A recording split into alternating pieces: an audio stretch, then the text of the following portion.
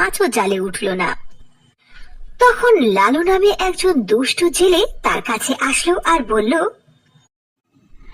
এই যে বুড়ি, আমরা নদীর মধ্যে গিয়ে মাছ হাতিয়ে পাচ্ছি না, আর নদীর কিনারে বসে মাছ ধরবে? বুড়ি কোথাকার বোকা! সারাটা দিন বসে থাকলি, একটি মাছও তো পেলি না রে বুড়ি। বিমলা ওই দুষ্ট জেলের একটি কথার উত্তরও দিল না। যখন সন্ধ্যা হলো তখন বিমলা তার জেল ও মাছের কুঠরি নিয়ে আবারও বাড়িতে ফিরে আসলো। বিমলা, মাছ কি ধরতে পেরেছো?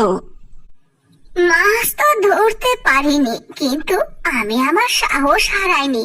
আমি কালকে আবার যাব, আমার বিশ্বাস আমি কালকে মাছ পাবো। পরের দিন বিমলা আবারও নদীর কিনারে গেল মাছ ধরতে। কি রে বুড়ি, তুই আজকে আবার মাছ ধরতে এসেছিস? আজকে তুই একটি মাছও পাবি না। আমি মাছ ছাড়লে তো তুই পাবি, এদিকে সব মাছ তো আমি ধরে ফেলেছি। থাক, তুই অযথা সারাদিন জাল ফেলে নদীর কিনারে বসে থাক।